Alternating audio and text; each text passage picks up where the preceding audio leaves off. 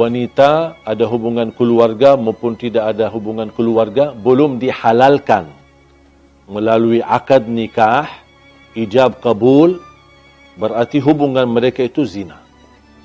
Allah Subhanahu wa taala ketika di dalam Al-Quran melarang zina ini, Allah tidak berfirman jangan berzina, tetapi Allah berfirman wala taqrabuz zina, jangan mendekati zina. Karena orang berzina tidak akan mungkin begitu saja langsung jatuh kepada zina. Pasti ada proses awal yang membuat hati kita cenderung kepada zina. Pandangan mata, telinga mendengar, lidah berbicara. Sekarang berbicara lidah kita diwakili oleh WhatsApp.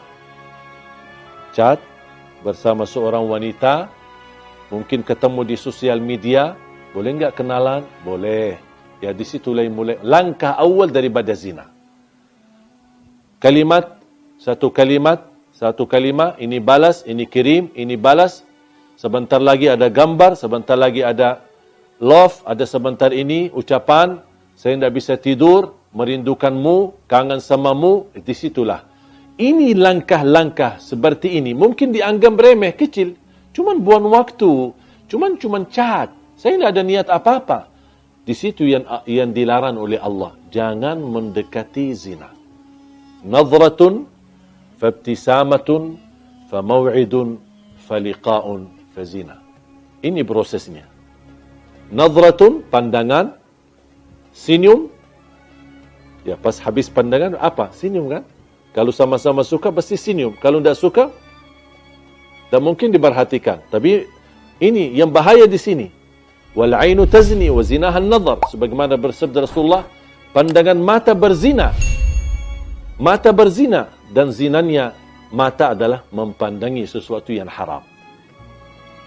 Nadratun fabtisamatun. Langkah awal melihat. Pandangannya menarik. Tertarik, bahkan ada yang sampai melihat terus ikutin. Aduh, cantiknya luar biasa. Di situ sudah mulai bahaya.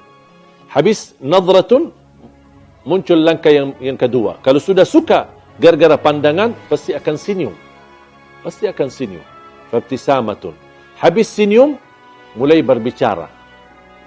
Ya, boleh enggak kenalan? Ini nomor saya. Nama saya. Nama kamu? Kamu kerja di mana? Nah, mulai ngobrol. Awal-awalnya umum. Sedikit demi sedikit, kalau sudah akraban, baru kita. Awal-awalnya katanya ta'aruf. Ini sekarang istilah yang beredar di kalangan akhwat atau kalangan wanita yang salihah. Katanya ta'aruf. Ya sama, ta'aruf dan pacaran sama. Habis sudah setelah senyum dan berbicara panjang lebar, mulai ada janji. Boleh enggak kita makan di luar? Mulai ada janji. Ayo kita jalan-jalan ke pantai malam minggu, kita ke mall, kemana, ada janji. Habis janji, faliqa, pertemuan. Kalau sudah pertemuan, pasti akan na'udzubillah. Kalau bukan dilindungi oleh Allah, sudah lemah hawa nafsu, lemah iman, sahwatnya sudah tinggi, dan proses langkah-langkah yang begitu banyak, ujung-ujungnya habis pertemuan, pasti diajak untuk bersama-sama malam hari atau tiduran bareng. Disitulah awal-awalnya dipermudahkan, dianggap remeh, dianggap enteng, biasa aja, tapi ujung-ujungnya jatuh kepada zina. Ketika sudah terlanjur berzina, baru mereka dua-duanya sadar. Dan mereka tidak mau tanggung jawab dan saling meninggalkan. Apalagi kalau terjadi kehamilan. Langsung mereka melarikan diri dan tidak ada yang mau tanggung jawab. Hei wanita, jagalah kehormatanmu. Karena kemuliaanmu di sisi Allah tergantung menjaga kehormatan. Wahai laki-laki, bertakwalah kepada Allah Subhanahu wa taala. Jangan mempengaruhi wanita untuk jatuh cinta, tapi Anda tidak serius terhadap cintaan itu untuk dijaganya dan untuk dipelihara dan untuk dijadikan mendapatkan ridha Allah Subhanahu wa taala. Mudah-mudahan kita semua dilindungi oleh Allah dari perbuatan zina, dari langkah-langkah awalnya sampai ke ujungnya jatuh kepada zina. Semoga kita dijegah diri kita dari perbuatan dosa besar, zina. Semua orang dapat diampuni oleh Allah dosanya. Apapun dosa kita. Dosa zina, dosa riba, dosa sihir, sering bolak-balik ke tukang dukun, semua, apapun perilaku kita. Dan syarat taubat. Kalau taubat, pasti diampuni Allah Subhanahu Wa Taala. Tapi ada satu orang yang tidak akan diampuni oleh Allah Subhanahu Wa Taala. Bahkan tidak akan diselamatkan dari perilaku itu. Sangat bahaya. Siapa? Yang terang-terangan menceritakan berzinahan. Atau kebanggaan terhadap kemaksiatannya kepada Allah Subhanahu Wa Taala.